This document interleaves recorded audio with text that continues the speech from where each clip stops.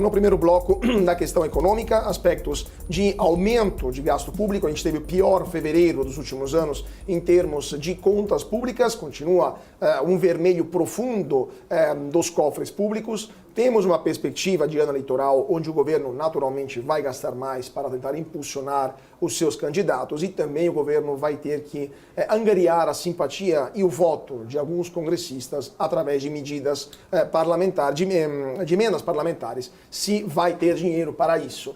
Então, qual que é a sua percepção sobre o que vai chegar das contas públicas, o que vai ser das contas públicas até o final do ano? E do ponto de vista político, quando o governo começa a apresentar resultados negativos nas contas públicas, negativos na economia, agora com o desemprego também dando sinais de volta, a inflação que começa a morder as camadas mais baixas, qual que é a reação, qual que é o efeito disso imediatamente dentro do Congresso Nacional? Os impactos serão negativos porque é um governo que se esforça para ter resultados negativos. Né? Quando o governo iniciou e trouxe uma conta de bilhões para discutir aí limites de gasto, arcabouço fiscal, né, ficou muito claro para todos nós que a proposta era impossível de ser executada. Né? Os resultados que o governo esperava não seriam possíveis senão com o aumento da carga tributária. Embora o Haddad estivesse falando, não, a gente vai buscar agora imposto sobre apostas, que não é regulado, sobre investimentos fora do Brasil, que pode ser melhor regulado, né? Que a gente não vai entrar, e entrou. Né? Entrou agora no PS, tentou aí a reoneração dos setores da economia, né? A gente está vendo os municípios de pires na mão, né? Repasse do FPM insuficiente, royalties de petróleo com 20 dias de atraso. No meu estado, os municípios estão sofrendo com isso, cerca de 20 dias, municípios que precisam dos royalties para pagar muitas vezes sua folha, seus compromissos, seus investimentos, e estão sofrendo com isso. Isso já está acontecendo. Eu tive com o presidente do Conselho dos Municípios, né? E a situação é muito grave nos municípios do nosso país. Essa situação ela vai chegar, e não é porque a gente quer o bem do Brasil. Eu quero construir pautas, eu posso sair vencido, mas numa pauta construtiva. O que eu vi até agora é revisionismo, né? Volta ao passado, é rever avanços que a gente teve no governo anterior, né? Para impor mais contribuição, taxa, impostos para a população. E, ao mesmo tempo, o governo não faz o seu dever de casa, as contas públicas, é lógico que elas não vão ter um bom resultado. O agro ainda é o grande carro-chefe da nossa economia, né? Mas ele também está perdendo fôlego por diversas razões, discussão de marco temporal, invasão de propriedades, MST que voltou com tudo, né? A insegurança do próprio investidor nesse setor, por conta dessa insegurança jurídica, né, que volta. Então, a gente não quer, mas a gente está vendo que o país está caminhando mais uma vez para um desastre econômico. Certamente não será até as eleições, a gente já conhece isso dos livros de história, eles seguram os resultados, certamente a gente vai ver isso já no final desse ano, né? Não só nas contas públicas, mas nas trocas externas, que vão ter prejuízo, né? Na nossa balança comercial, provavelmente, se o agro não responder, a gente deve ter problema de safra, né, aqui no país, e o cenário não é um cenário muito otimista por isso. Mas se o governo quiser sentar com a oposição para discutir projetos que garantam liberdade econômica, que garantam investimentos na economia. A gente, por exemplo, para dar a gente está parado com um marco de geração de energia offshore há mais de um ano. Né? Ele veio da Câmara e está na gaveta do senador Rodrigo Pacheco, né, desde o ano passado. Só no meu estado tem 10 memorandos de entendimento para parques eólicos já assinados, esperando passar a lei de geração de energia offshore. Por quê? Por que o governo não tem interesse em que se instalem, se tem mais investimento, mais infraestrutura? Qual que é a razão? Porque aparentemente também o presidente da Petrobras, Jean Paul Prats, pode perder o seu cargo por causa do interesse que ele manifestou em investir, através da Petrobras, nesses parques eólicos. Qual que é o problema do governo federal com os parques eólicos? Nesse aspecto, o presidente Jean Paul Prats está coberto de razão. Ele foi o autor do projeto em que eu fui relator, né? Então ali foi uma dobrada PT-PL no Senado, por quê? Porque o Marco Geração Energia Offshore é um projeto de Estado, não é um projeto de governo. E, infelizmente, a disputa política dentro do próprio governo, na minha opinião, é que está atrapalhando o avanço desse projeto, que já passou na Câmara. Tem lá um jabutis, a gente pode discutir se fica, se tira, mas a parte de geração de energia offshore, energia eólica e outras fontes, né, para quem nos assiste, né, ele foi muito pouco alterado e tem muito investimento para entrar no país. Né? Eu acredito que parte por conta da disputa entre o Ministério de Minas e Energia e Petrobras, inclusive sobre esse tema, né? Parece que vai ser editada a medida provisória, que vai tratar de alguns jabutis que vieram da Câmara, mas não há razão para esse projeto estar tanto tempo parado, porque ele é estratégico para o nosso país. Inclusive, após um ano em que os investimentos estrangeiros diretos do Brasil diminuíram quase 20% em 2023 em relação a 2022. Né? Então, seria um jeito de atrair investimentos do exterior. Mas, senador, terminando esse assunto, o senhor falou que os municípios estão com pires na mão, situação muito grave nos caixas dos municípios. Isso já no passado já tinha uma situação complicada. O senador Ciro Nogueira, alguns meses atrás, estava sentado onde o senhor está sentado hoje e me disse que, na opinião dele, nas eleições municipais de 2024, o PT não conseguiria obter nenhuma capital em nenhum estado. O senhor, hoje, em abril de 2024, compartilha com essa opinião ou acha que o PT vai conseguir obter algum resultado relevante nessas eleições municipais? Totalmente, compartilho totalmente. Primeiro porque o PT, ao contrário, o Lula, ao contrário do Bolsonaro, ele não ele tem uma dificuldade enorme de formar novas lideranças, né? Se você pegar o governo Bolsonaro, vai faltar dedo na mão para contar quantas novas lideranças vieram, tiveram espaço. Eu mesmo fui líder do governo Bolsonaro, né?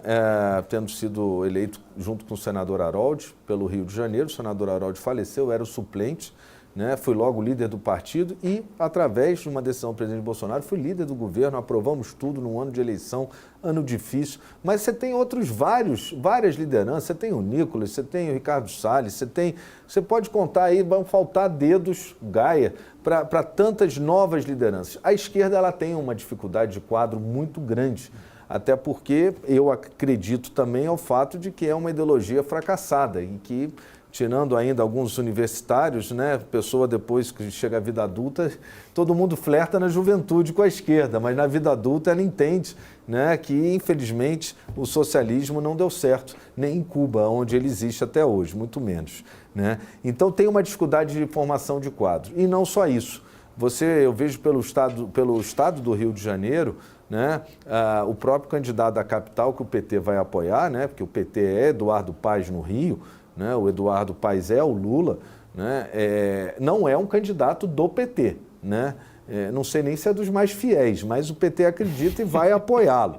Né? O PT lá no Rio é Eduardo Paes. Podem até brigar, porque agora estão brigando pela vice, né, do candidato. O senhor acha que a Aniele Franco vai ser nomeada vice? Não sei, a Aniele não seria, com todo respeito, mas assim, eu acho que, sabendo que uma eventual vitória do atual prefeito, ele não ficará no mandato por todo o mandato, né? Ele só vai ficar 2 anos, porque o desejo dele é ir ao governo do Estado. Se for um nome que vai ser muito ruim para o Rio de Janeiro, tem que ser alguém que entenda, né? Mas eu não vou me meter no canto de lá, eu só estou dando um exemplo de como é que o PT, no meu estado, e aí bate com o que disse o Ciro Nogueira, está tendo muita dificuldade. Eu não vejo aí em cidades grandes do Rio de Janeiro uma candidatura viável que possa apresentar uma disputa, uma competição por parte da esquerda. Fora Niterói e Maricá, que é um município menor, né? Mas um município grande que é Niterói, que não deve ser nem o PT, deve ser o PDT, que deve colocar o candidato que hoje é favorito, embora a gente tenha lá o Jordi, e acho que vai ser polarizado lá também, e vamos surpreender, né? Mas os outros municípios que eu viajo, o PT praticamente não existe, né? E eu acho que ele vai ter muita dificuldade, fora daqueles redutos tradicionais dele na Bahia, eventualmente, no Nordeste, um ou outro capital, o PT não vai sair vencedor dessas eleições. Aliás, essas eleições de 24 preparam o cenário para 26, é natural a polarização, né? Até porque quem não está satisfeito com o governo Lula né? Não faz sentido apoiar um candidato desse governo, é preciso que haja uma mudança, isso é bom para a democracia, né? É cíclico, né? E 24 vai anunciar o resultado de 26. Senador, só para terminar esse assunto eleitoral, existe a possibilidade do ex-presidente Jair Bolsonaro vir a ser preso, eventualmente, antes ou imediatamente após as eleições municipais de 2024. O passaporte dele já foi retido sob ordem direta do ministro Alexandre de Moraes.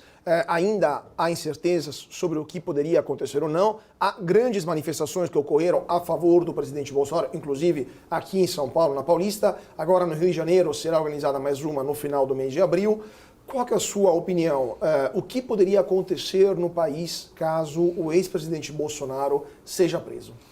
A cada erro do governo e a cada avanço do autoritarismo por parte do judiciário fortalece o campo da direita, né, que tem no presidente Bolsonaro a sua liderança. E ele sabe muito bem usar essa liderança, exercer essa liderança no Rio de Janeiro, dia 21, próximo de abril, certamente vai ser tão grande quanto foi aqui na Avenida Paulista. Eu lembro do 7 de setembro no Rio de Janeiro, quando o presidente Bolsonaro estava no seu mandato. Foi assim um negócio que eu nunca vi na minha vida, nem no Réveillon, né, que dizem que é o evento que mais leva público para a praia de Copacabana, né? E essa ameaça, essa guerra fria de que vai ser preso, de que a qualquer momento, e aí a gente vê alguns setores, outros da imprensa, afirmando que já falaram com a fonte, que a fonte diz que ele vai ser preso. Isso é uma grande guerra psicológica, uma guerra fria, mas que tem alimentado e fortalecido justamente o campo da direita, porque todo mundo sabe que não tem razão alguma. O país não viveu nenhum golpe de Estado, o país viveu uma grande baderna por uma irresignação pelo resultado das eleições, que alguns acreditam às urnas, outros acreditam à interferência que a gente está vendo agora revelada por parte do judiciário, né? Inclusive na expressão das redes sociais durante o processo eleitoral, né? O que é muito ruim, contaminou, né? Tirando perfis de pessoas que eram influenciadoras para poder dar vantagens para o candidato adversário, como pelo menos tem se revelado até aqui, né? Isso tem, na verdade, alimentado ainda mais. Como eu disse lá no Senado, a gente está mais coeso, a gente está atraindo para o PL outros parlamentares e devemos ser até o final do ano, se não a primeira, a segunda maior bancada no Senado Federal. E vamos em 2026, aí sim, ser a maioria. Eu não tenho dúvida nessa eleição, que são uma eleição de 2 senadores, pelo menos se a gente fizer metade e estados, alguns a gente fará os 2, né? Se Deus quiser no Rio de Janeiro, Santa Catarina, o campo da direita ele vai estar mais fortalecido em 2026 e é isso que tira o sono de muitos políticos aí do atual governo e de pessoas que torcem por ele. Mas, senador, de novo, para entender um pouco mais o cenário, a gente viu nas últimas eleições, inclusive agora em 22, mais uma vez o Brasil dividido. O senhor citou o Nordeste, redutos do PT, entre Minas Gerais para baixo, até Rio Grande do Sul e o Centro-Oeste, votando para partidos de direita. Isso começou, salvo engano, com a eleição entre Dilma e Aécio Neves, em 2014, 2018 a mesma coisa, e 2022 também. O senhor não acha que no longo prazo essa divisão tão clara, tão definitiva entre o Sul, o Sudeste, o Centro-Oeste e o Nordeste do Brasil é perigosa para o futuro da nação? Cria uma distância não apenas eleitoral, mas também de valores, uma distância de jeito de fazer as coisas, de como enfrentar o futuro, de decisões tomadas até no dia a dia pelos governos locais, e acaba criando 2 Brasis que poderiam se tornar até incompatíveis no longo prazo? Essa polarização é o que temos para hoje, e eu não vejo como ser diferente. A partir do momento que o STF soltou da cadeia o então presidente Lula, para que ele pudesse concorrer, depois da gente ter assistido milhões e milhões serem confessados em corrupção, devolvidos aqui e fora, né, no mundo todo, por conta da corrupção que se instalou, especialmente a Copa, a Olimpíada, no meu estado, foi a plataforma de corrupção, né? Quando volta a cena, para alguns a cena do crime, o presidente Lula, né, volta à presidência, naturalmente se impôs ali essa polarização. Por quê? Na minha humilde análise, o PT e o Lula não tiveram a capacidade de formar novas lideranças, como eu já falei aqui. né? Então, se não tivesse acontecido o que aconteceu, certamente a gente teria uma eleição entre o candidato Bolsonaro e figuras de centro-direita e centro-esquerda. Mas o STF optou, né, por anular tudo, desdizer tudo que disse antes, né, não considerar legal a condenação do presidente e trazê-lo de volta à cena. Com isso, ele, na verdade, colocou para todos nós anos e anos de polarização, porque enquanto o presidente Lula estiver no governo, né, enquanto ele quiser ir para uma reeleição, como ele disse que não ia, mas já disse que vai, né, essa polarização é inevitável, porque há um campo grande, e a gente vê nas manifestações de centro-direita, que não quer essa esquerda no poder, né? Então, isso a gente vai ter que passar por isso e a gente vai ser liderado nesse processo, estamos sendo e continuaremos pelo presidente Bolsonaro, porque eu vou te falar, um político hoje, levar para as ruas tanta gente como leva, não é para qualquer um, é porque ele é, de fato, queira, goste ou não goste, queira ou não, ele é a grande liderança hoje do nosso país, a ponto do próprio presidente da República não poder ir à rua ou ir para eventos completamente esvaziados e quem não está na cadeira, não tem cargo, não tem a caneta, consegue levar uma multidão para a rua, porque apoiadores do presidente e muitos que são apenas contra aquele que está no poder, porque sabem no que vai dar num desastre econômico que vai mexer nas nossas vidas e a gente se encaminha para isso.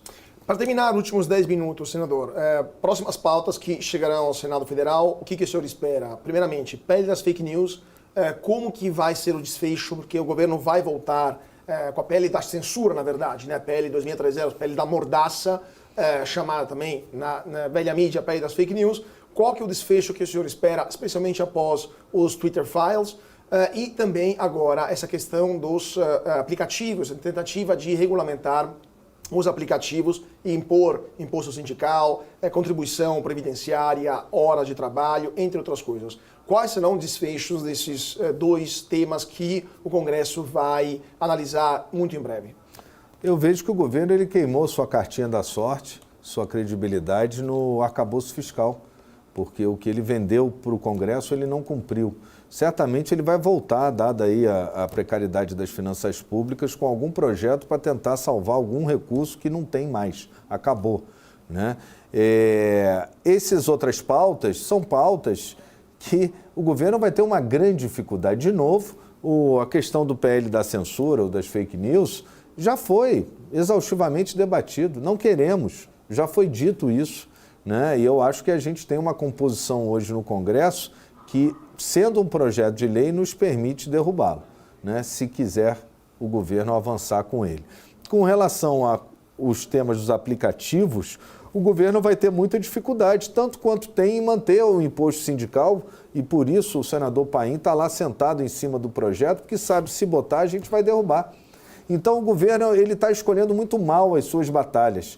Na era da tecnologia, ele está comprando, por acaso, os dois temas que você traz dizem respeito à tecnologia, e a tecnologia é inexorável. Quem não abraçar a tecnologia, que a gente vive na era digital, vai ser atropelado pela história. E é um governo que vive lá na CLT de Vargas, de 1950, né, e que realmente tem dificuldade em lidar com a tecnologia, seja com relação às redes sociais, seja no caso dos aplicativos. Mas, na sua opinião, só para a gente fazer um pouco também de política do dia a dia, o governo perde mais popularidade quando tem pautas como essas, por exemplo, quando não consegue aprovar pautas econômicas, quando temos um aumento da carga tributária, que são sentidos após alguns meses, se não no ano fiscal seguinte, quando vai fazer a declaração do imposto de renda pela população, ou o governo perde mais popularidade quando, por exemplo, há um caso como o dos móveis no Palácio da Alvorada, que se diziam ter sido roubados pelo ex-presidente Bolsonaro e que foram encontrados, ou as viagens da ministra Aniele Franco para ver jogo aqui da final da Copa do Brasileirão em São Paulo com o avião da FAB, ou também as viagens internacionais do presidente Lula, ou a redução, por exemplo, dos gastos pela campanha contra a dengue. O governo gastou mais de 60% a menos do que no passado e agora temos casos, uma gravíssima epidemia de dengue no Brasil. O governo, na sua opinião, perde mais popularidade com as pautas, vamos dizer assim, mais pesadas de economia, infraestrutura, etc., ou nessas questões mais mundanas, né, que são mais de notícias de redes sociais no Brasil de hoje? O governo ele tem desgastes em várias frentes. Esse é o primeiro erro do governo, na minha opinião, né? É impossível um governo conseguir manter uma estabilidade política, né, uma governabilidade, abrindo tantas frentes de batalhas perdidas, né? Aqui, se a gente pegar a produção legislativa relevante, daquelas que impactam realmente mais a vida do brasileiro, o governo demorou 1 ano para aprovar um arcabouço fiscal. Foi o seu projeto, um único projeto. Eu vim, quando eu assumi meu mandato, no meio do governo Bolsonaro, a gente veio com projetos transformadores, Marco da Startup, Sociedade Anônima de Futebol, BR do Mar, como eu falei, Lei do Gás, Lei do Saneamento, Marco do Saneamento, pautas transformadoras. Eu sinto falta, como parlamentar, disso, porque é isso que a população quer, né? Quer que os projetos que sejam encaminhados sejam projetos que transformem a sua vida para melhor. O que a gente está discutindo é como o governo vai arrecadar mais, ou seja, como você vai pagar mais imposto, né? O que você vai perder para o governo, para ele te dar em assistencialismo, que ele não consegue atender a todos, né? Você vê que ele não consegue colocar uma vacina de dengue, né, para todos os brasileiros. Ainda não conseguiu. Está faltando vacina, né? Agora, de novo, voltou o mantra, está faltando vacina. O governo emprega menos recursos na campanha contra a dengue, né, no embate contra a dengue. Então, são várias frentes. Faltou uma dentro das que você falou, que eu acho que é um ponto também de batalha perdida, que é o posicionamento externo do governo. É uma diplomacia anã, que vai contra qualquer cidadão comum brasileiro. Ninguém quer guerra. Também a gente não quer se meter na guerra dos outros. A guerra entre Hamas e Israel é uma guerra histórica, é secular, é milenar, né? Eu acho que uma nação que é atacada, ela tem o direito de revidar, né? E a gente não pode recriminar isso, porque se o Brasil fosse atacado por uma república de bananas dessa qualquer aqui do lado, né, tipo a Venezuela, que eu me refiro, que está lá para invadir a Guiana, né, e para invadir vai ter que passar pelo território brasileiro, eu quero ver como é que o governo vai se posicionar, porque não vai invadir. A gente tem que ter uma reação e a gente tem que entender que a gente não quer guerra, mas se a gente for invadido, a gente vai reagir, né? Eu tenho lá a PEC da segurança, da previsibilidade do orçamento da Defesa Nacional, porque muitos imaginam que é só custeio de soldadinhos. Não é, não. A gente está falando da defesa das nossas fronteiras, a gente está falando das ações sociais na época de tragédia, de chuva, que o Exército, Marinha e Aeronáutica fazem no Brasil inteiro. A gente está falando na indústria de defesa, que emprega milhões de brasileiros, que é orgulho nosso, que vende tecnologia para fora, né? No investimento em embarcações navais, em aviões, os Gripen estão aí com a conta pendurada. Isso é uma vergonha. Então a gente não tem orçamento para a nossa defesa. E é lógico que tem. Então, quando o governo escolhe pautas como a guerra da Rússia e Ucrânia, ficando ao lado da Rússia numa coisa lastimável, estão dizimando a Ucrânia, né? Quando a gente vê que o governo fica ao lado do Hamas, que é um grupo terrorista, a população sabe o que é terrorismo, sabe o que são os grupos terroristas, e ela fica contra o governo, né? Quando o Brasil se posiciona lá na ONU e se posiciona mal na maioria das vezes, a população hoje, o homem comum, o homem médio brasileiro, ele sabe o que está acontecendo e ele tem opinião. E digo mais, graças a um bom trabalho de mídia, das mídias tradicionais e das redes sociais, sim, né? Porque não temos mais pessoas alienadas politicamente como tinha na minha época. Da escola falavam que a gente era alienado político, eu não, mas, né, que a juventude daquela época não se envolvia.